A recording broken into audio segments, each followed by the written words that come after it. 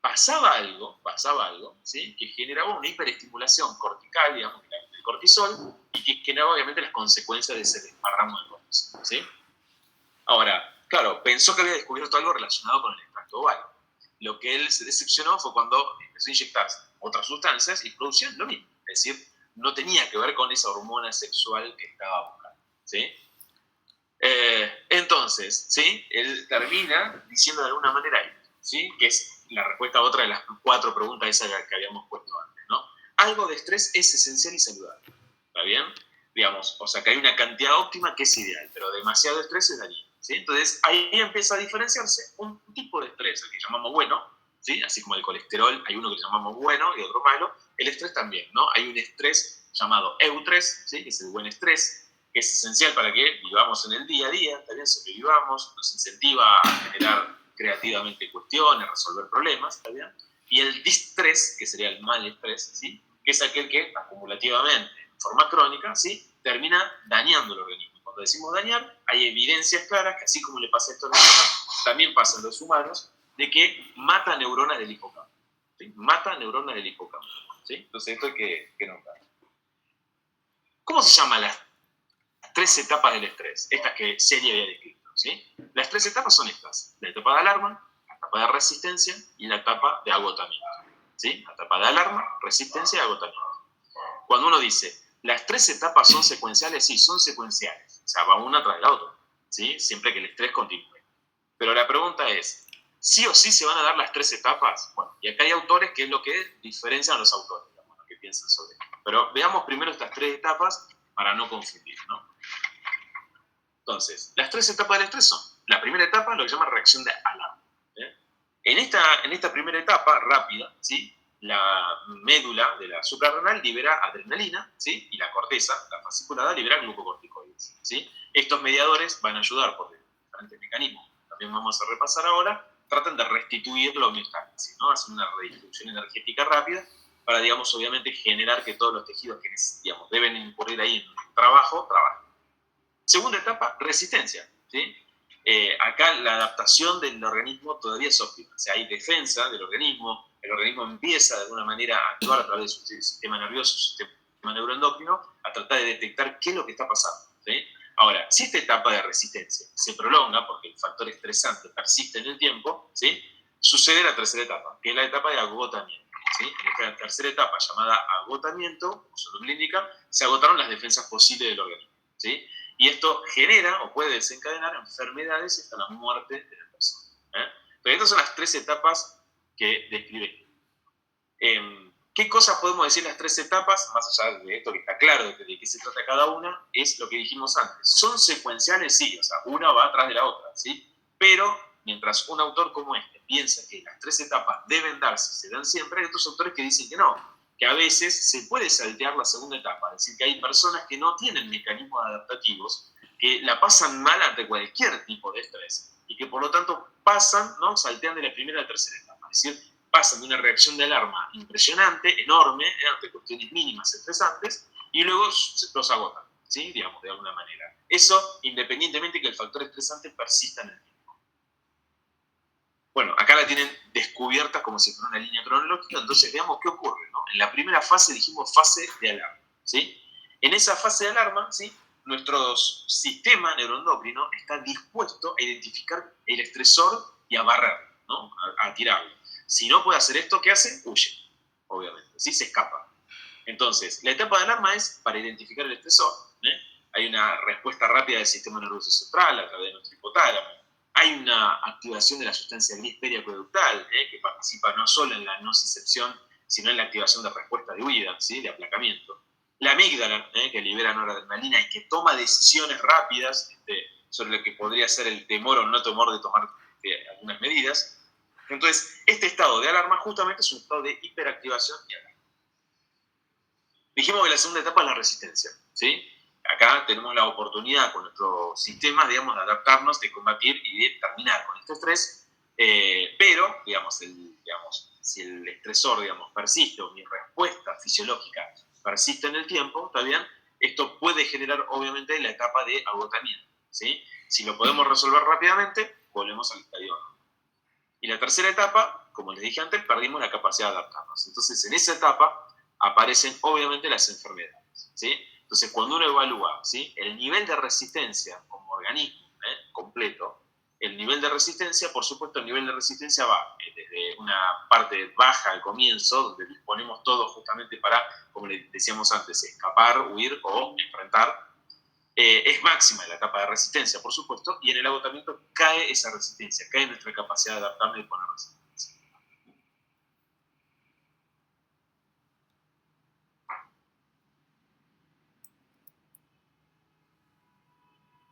Me gustaría, perdón, detengo un minuto para verle las caras, al que quieran ver las caras. ¿Me quieren hacer una? Bien, respuesta al estrés. Entonces acabamos de ver esto, ¿sí? Como decíamos recién, nosotros vamos a poner una cierta resistencia que tiene que ver con integrar nuestro sistema para adaptarnos, ¿sí?, y dar una respuesta, ¿sí?, determinada, ¿sí? O nos puede pasar que estamos ante un nivel máximo de estrés y nuestro rendimiento sea muy bajo, ¿sí? Como les dije antes, hay autores que dicen, ojo, que esta etapa de resistencia en algunas personas es extremadamente baja, rutinaria, digamos, y pasan directamente de la primera etapa de alarma a la última etapa de agotamiento, ¿no? Entonces veamos algunas cosas, ¿no? Primero, no sé si todos o algunos saben lo que es un engrama. Empecemos por ahí. Un engrama de la memoria. ¿Qué es un engrama? ¿Saben? ¿Sería la memoria de largo plazo? Tiene que ver con la memoria a largo plazo, exactamente, y el engrama, pero ¿qué sería de esa memoria a largo plazo? Está muy bien, pero no me acuerdo, todavía no llegué a resumir memoria, pero lo que sí me acuerdo es que en el proceso de pasaje de memoria de corto plazo a largo plazo, que creo que se da en el hipocampo, jugaban todo el tema de las engramas, que creo que era un tipo de proteínas, que alteraban la estructura del neurotransmisor del recuerdo y lo mandaban a corteza. Me parece que era así, pero no estoy segura. Bueno, algunas cosas están muy bien y aclaro las que por ahí no, digamos, pero está muy bien lo que dijiste, digamos, al principio. Aclaraste que la memoria a corto plazo, para pasar a ser a largo plazo, ¿no?, tiene que pasar sí o sí por el hipocampo. Y el hipocampo es fundamental para la consolidación de la memoria, ¿sí? Si ustedes recuerdan, la ablación, ¿no?, la cirugía bilateral, la extirpación bilateral del hipocampo, nos hace vivir en un presente eterno, ¿sí? No podemos recordar nada mañana de lo que hicimos hoy, ¿sí? Entonces, la consolidación depende mucho del hipocampo, ¿sí? Ahora, ¿qué es un engrama? Digamos, cuando nosotros estamos, ¿sí?, generando memoria explícita, ¿no?, declarativa, a largo plazo, eso tiene que ver con la síntesis de proteínas, ¿sí? Sí o sí. O sea, la memoria a largo plazo requiere de la síntesis de proteínas, ¿sí? Ahora, ¿cualquier neurona con cualquier neurona? No, obviamente, ¿sí? Digamos, es que apenas se activan determinadas secuencias sensitivas, ¿sí?, y van haciendo sinapsis con otra neurona, el reforzamiento entre las dos neuronas, la pre y la postsináptica, las dos a la vez, genera un aumento de la síntesis de proteínas presinápticas y postsinápticas, ¿sí? Ese conjunto de proteínas, ¿sí?, es lo que en definitiva nosotros constituimos como memoria, ¿sí? Ahora, ¿qué es un engrama? Bueno, si yo tengo un recuerdo que tiene que pasar por 5 lugares, digamos, diferentes, ¿sí?, que no quiere decir la totalidad de 5 neuronas, ¿no?, sino que puede ser 10 dendritas de una neurona con 100 dendritas de otra neurona, con 40 de la tercera, etc. Eso es un engrama. O sea, el engrama, ¿sí?, es el conjunto de activaciones sinápticas que tiene que haber para que a mí me traiga en este momento, ¿sí?, al presente algo que me pasó en el pasado, ¿sí? O sea, que el engrama tiene que ver con el conjunto de neuronas que hacen sinapsis, pero recuerden que no es toda la neurona, ¿no?, sino son la cantidad de sinapsis, ¿sí?, que se van activando secuencialmente para generar ese recuerdo específico. Y eso es un engrama, ¿sí? Entonces tenemos centenares de miles de engramas, por supuesto, y a veces las neuronas participan en numerosos engramas, ¿sí?, con diferentes partes de ellas en diferentes etapas. Entonces, todo esto, ese engrama de memoria que son síntesis de proteínas, ¿sí?, más lo que percibimos, ¿no?, ese factor estresante que podemos percibir, van a pasar por el hipocampo. En algún momento lo devolvemos hacia él, ¿sí? Porque el hipocampo, de alguna manera, lo que va a hacer es redistribuir el cuerpo, ¿sí? Y va a decidir, mandándolo a algunas estructuras, que vamos a ver cuáles son, si inhibimos conductas, ¿sí?, si generamos nuevas estrategias, y si generamos nuevas estrategias y son exitosas, bien, se terminó todo el problema, ¿sí? Ahora, si esa estrategia que generamos no es exitosa, vamos a tener que activar otros sistemas rápidamente, inmediatamente, ¿sí?, que nos permitan, ¿sí?, generar una adaptación al estrés. Entonces, vamos a ver despacito, ¿sí? ¿Cuál es la secuencia de eventos, ¿no?, que ocurre en ese síndrome general de adaptación o síndrome de adaptación general o GAS, ¿sí? La secuencia de eventos básicamente es la que todos podemos intuir primero el sistema nervioso, rápido, ¿sí? Rápido. Luego un eje neuroendocrinológico. Y tercero, el eje endocrinológico por excelencia, ¿sí? Obviamente, el último generalmente es mucho más difuso, ¿está bien? Tarda un poquito más, pero un poco más difuso y más sostenido en el tiempo. El neural es muy rápido, ¿sí? Al principio es medio localizado, pero luego se hace difuso también, ¿sí? ¿Qué es el eje neural, no? Primero, el eje neural es la activación del sistema nervioso, ¿sí? Para hacerle frente al estrés, ¿sí? Se activa, como dije, rápidamente, en segundos, ¿sí? ¿Qué estructura se activa? Bueno, sabemos que si, digamos, la memoria del factor estresante que se me presenta, ¿sí? O sea, ese factor estresante ya lo tengo conocido, ya me pasó algo alguna vez con ese, y lo intuyo como un peligro hacia mí, hacia mi persona, ¿sí? Una de las estructuras que se activa es la sustancia gris periacueductal y la otra es la amígdala, ¿sí? El problema, ¿sí? Es que la sustancia gris periacueductal, cuanto más activada está, genera parálisis, ¿sí? En el humano, ¿sí? En el humano esto está comprobado a medias, esto se comprueba más en ratas, digamos. Desgraciadamente no podemos comprobar todo en humanos, ¿sí? Pero sabemos, pues, por estudios funcionales, que cuando hay un estrés y se activa el sistema nervioso, uno de los lugares que se activa es la sustancia gris periacueductal, que facilita la paralización, digamos, ¿sí? Que en nosotros hoy tiene menos fundamento que en la antigüedad, ¿sí? En la antigüedad tenía que ver con me paralizo para que no me coman, ¿sí? Para fingir que no me coman. Hoy esto no está tan claro, ¿sí? Aparece hipertonía o facilitación de reflejos profundos. ¿Por qué? Porque se activa la formación reticular, ¿sí? Entonces aparece una hipertonía, ¿sí? Y se facilitan reflejos profundos. Aparece un cuadro de muecas y expresiones relacionadas con pares craneales, ¿sí? Espontáneas, digo, no a conciencia. Y como le dije antes, se activa la amígdala, que activa locus ceruleus, ¿sí? Que es parte de la formación reticular, ¿sí? Liberando noradrenalina, que es el primer impacto como neurotransmisor que lleva adelante la alarma, esta respuesta inicial que era la alarma. Entonces, repasemos algunas cosas, ¿sí? Ese factor que yo concibo como un factor estresante va a activar al factor liberador de adrenocorticotrofina, o CRF, del hipotálamo. Esto va a generar el liberador de ACTH, ¿sí? En la hipófisis. Y la liberación de adrenocorticotrofina va a generar la liberación en la corteza suprarrenal fundamentalmente de glucocorticoides, en menor medida los mineralocorticoides, porque, como ustedes saben, están más relacionados no con un eje, sino con el sistema renina, ¿sí? ¿Qué hace el cortisol? Y acá les pregunto a ustedes, ¿cuáles son las medidas que genera el cortisol liberado en la sangre, ¿sí? Después de la activación de este sistema neuroendocrino, digamos, para facilitarnos a nosotros una respuesta adaptativa? O sea, ¿qué hace el cortisol fisiológicamente? ¿Quién contesta eso? Vamos, nos podemos equivocar, ¿eh? Aumenta la glucosa en la sangre, es hiperglucemiante. Lo primero te escuché, lo segundo no te escuché. Es hiperglucemiante. Ah, eso, perfecto. El cortisol es hiperglucemiante. Son una de las primeras cosas que quiere hacer el cortisol, ¿sí? Es generar disponibilidad de glucosa en sangre, ¿no? ¿Es un hiperglucemiante rápido o lento? Lento. Muy bien, es lento, ¿sí? Es un hiperglucemiante lento. No es como la noradrenalina, la adrenalina o el glucagón, que son rápidos, ¿sí? ¿Y por qué hay algunos rápidos y otros lentos? ¿Por qué el cortisol es lento? Porque necesito que se mantenga en el tiempo.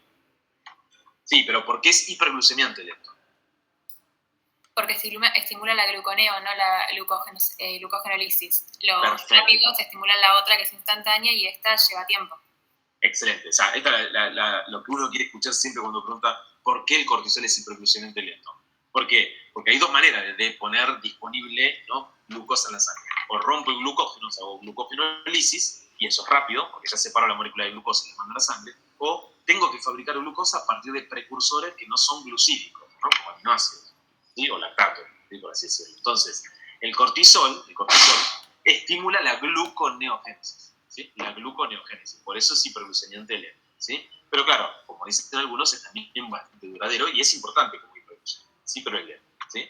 Bien, luego tenemos, como dije antes, esta primera respuesta neural no solo va a activar a este eje, ¿sí?, a este eje para que se libere el cortisol como hormona, ¿sí?, después, sino que va a activar directamente a nuestro sistema simpático, ¿no?, la liberación de noradrenalina.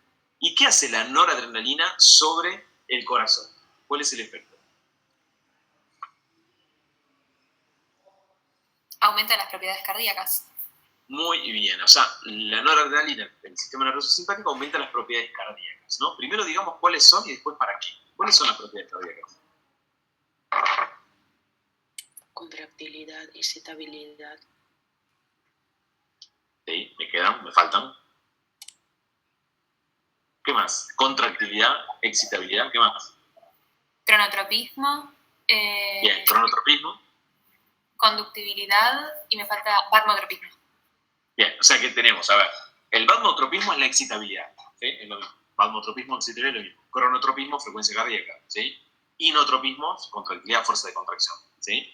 Y nos queda el dromotropismo, que tiene que ver con la velocidad de conducción, ¿sí? Con la velocidad de conducción. Entonces son las 4 propiedades cardíacas, falta la quinta, el lucitropismo, digamos, ¿sí? Que tiene que ver con la relación. Entonces la noradrenalina estimula las propiedades cardíacas. ¿Para qué? ¿Para qué hace esto? En el contexto de estrés. Pregunto a ustedes, ¿eh?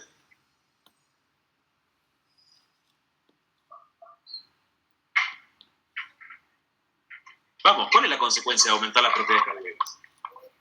Poder conllevar, digamos, la situación estresante, porque si estás este estrés que alteró tu estado homeostático natural requiere un mayor gasto de nutrientes y de oxígeno, y el corazón lo provee aumentando todas las propiedades y que no te mueras en el medio.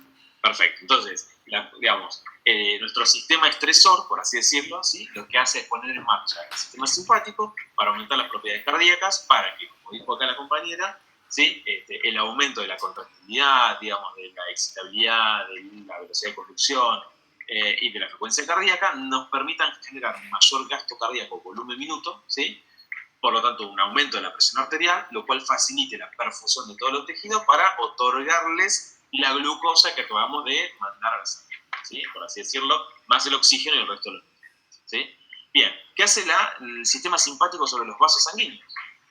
Las arteriolas generales, ¿qué hace?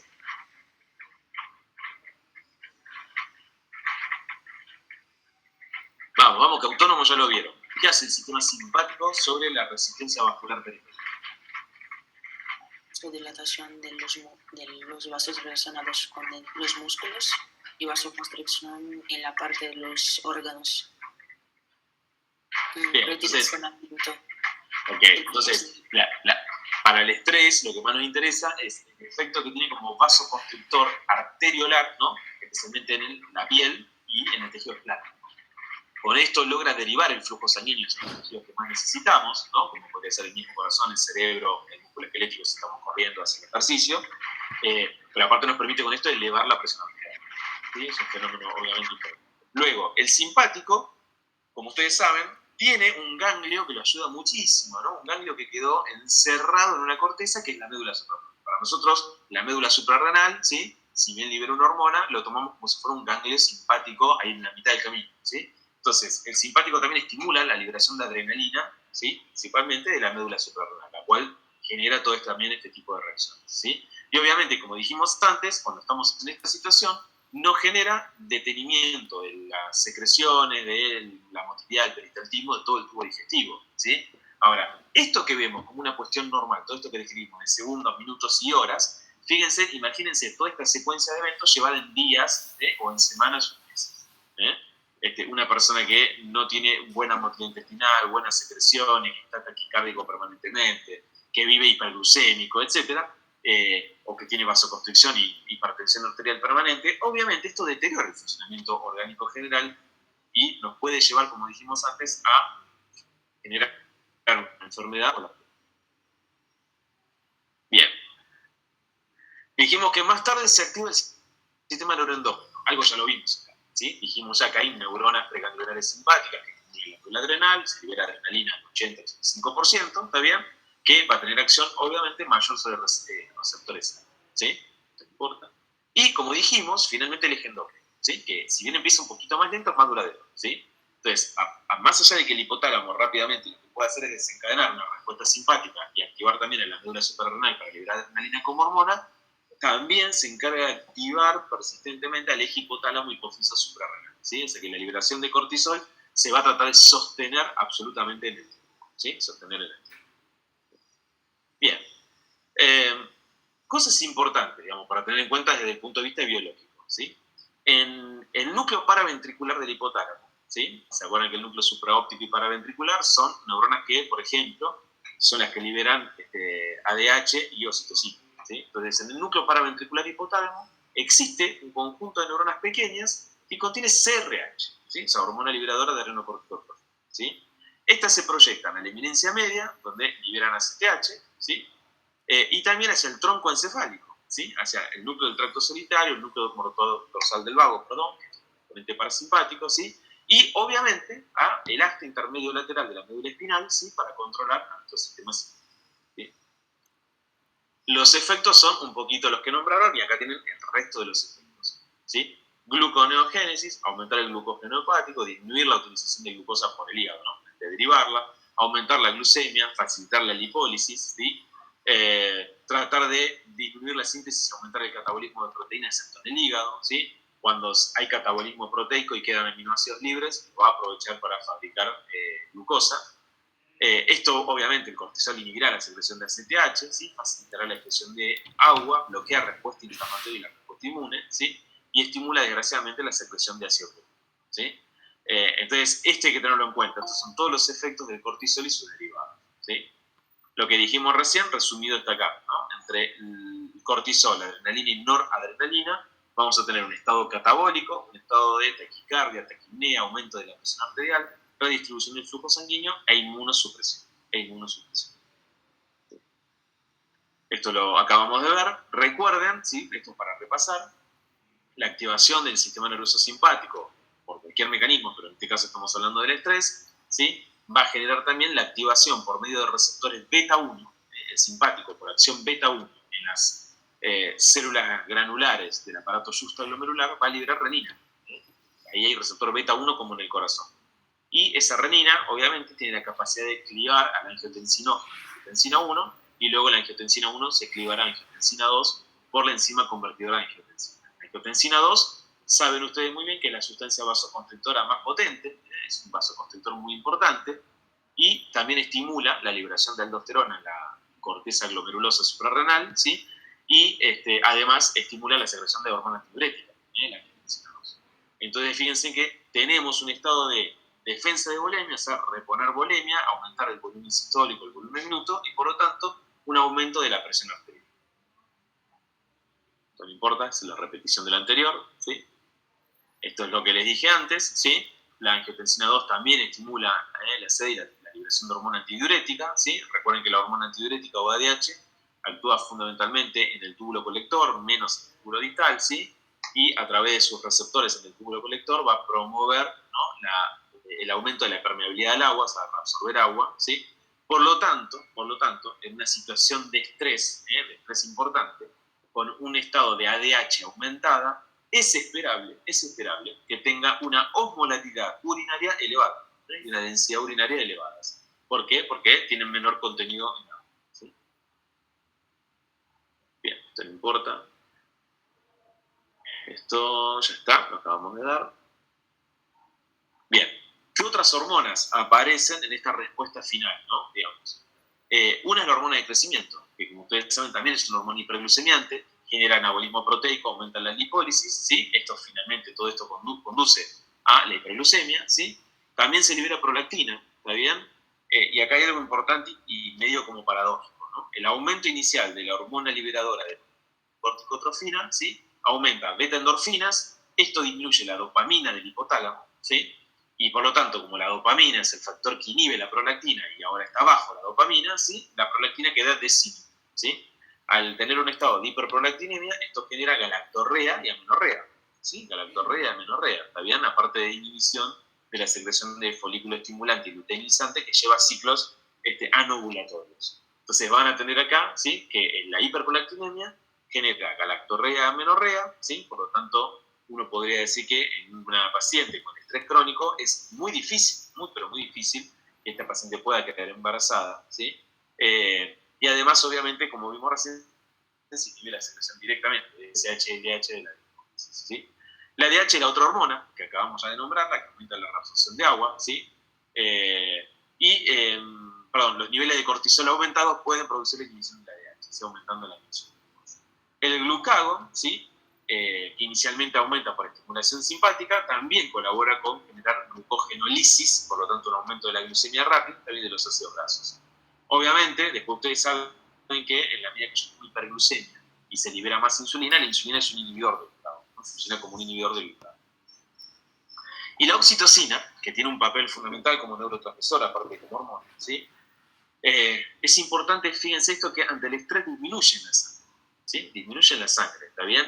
Más allá de que esto provoca una disminución de la secreción de leche, digamos, la falta de liberación de oxitocina, también la falta de oxitocina genera, ¿sí?, un displacer continuo psicológico, una sensación de malestar permanente.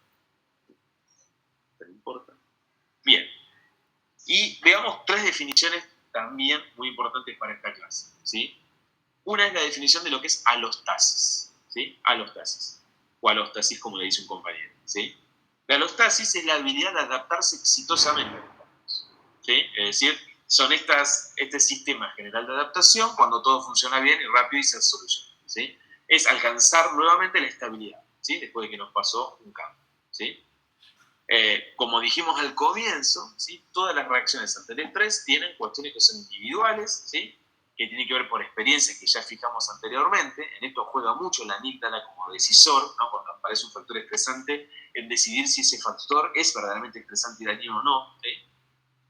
Y también explica, ¿sí?, que la individualidad, digamos, hace que una misma persona, digamos, bajo una situación estresante, digamos, tenga un sistema de general de adaptación determinado y otra persona diferente, diferente. A uno no le pasa nada, otro sí infarta, por así decirlo. Bien, esa es la alostasis entonces. ¿Qué es la carga alostásica? ¿Sí? Es el resultado por meses, años, a la exposición repetida a las hormonas del estrés, ¿sí? Entonces, cuando yo tengo un aumento, ¿sí?, persistente de la presión arterial, ¿sí?, que me puede llevar a tener patología arterial, ¿está bien? Episodios depresivos en mujeres con enfermedad depresiva, ¿está bien?, etcétera, etcétera, digamos, todo eso es la carga alostática. Es decir, la carga alostática es el conjunto de fenómenos que son resultados, ¿sí?, después de semanas, meses o años, a la exposición repetida a estas hormonas de estrés que acabamos de ver, ¿sí? Y hay algunos estudios, ¿sí?, algunos estudios, salvo para un valor que está acá, algunos estudios que establecieron que la carga alostática, ¿sí?, es decir, ese conjunto, ¿sí?, como dijimos antes, de cambios, ¿sí?, es directamente proporcional a la presión arterial sistólica, o a la máxima, a la excreción nocturna de cortisol y catecolaminas, ¿sí?, al cociente de cintura-cadera, a la hemoglobina glicosilada y al cociente HDL colesterol, ¿sí? Entonces, digamos, uno puede medir de alguna manera la carga alostática de los pacientes si pudiera contar con todas estas variables y pudiera medir todo, ¿sí? Perdón, y es inversa, la carga alostática, ¿sí?, la carga alostática es inversamente proporcional, ¿sí?, a hormonas como la dehidroepiandrosterona o, lo más importante para esta clase, es inversamente proporcional a la melatonina, ¿sí?, a la melatonina. Es decir, cuando tenemos una carga alostática elevada, ¿sí?, descienden los niveles de melatonina. Ustedes saben, si descienden los niveles de melatonina, la inducción del sueño es mucho menor, ¿sí?, por eso genera un estado de ansiedad permanente, ¿sí?, y insomnio. Bueno, ¿cómo se mide todo esto? ¿No? Esto que decimos, ¿cómo medimos, ¿no?, que una persona tiene estrés y que ese estrés, no sé, es leve, moderado o severo? Y cómo medimos que la respuesta, ¿no?, la respuesta que tiene el paciente ante el estrés es adecuada o inadecuada, ¿sí? Yo les dije recién, podemos medir todo esto que dijimos, la carga alostática, o sea, los niveles de hormonas, etcétera, pero ustedes saben que son muy variables esas cosas, ¿sí? O sea, la medición de las hormonas es extremadamente variable y uno puede incurrir en errores. Entonces, muchas veces apelamos a lo único que tenemos a mano, que es medir el estrés desde el punto de vista individual psicológico, ¿sí?, a través de escalas. Bueno, esta es una, la Maslach, ¿sí?, es una de las escalas que tienen disponibles, que es a través de preguntas como comprendo fácilmente cómo se sienten los pacientes, trato a algunos pacientes como si fueran objetos personales, etc. Es una escala para medir estrés en trabajadores de salud, ¿sí? Bien. Fíjense en lo siguiente.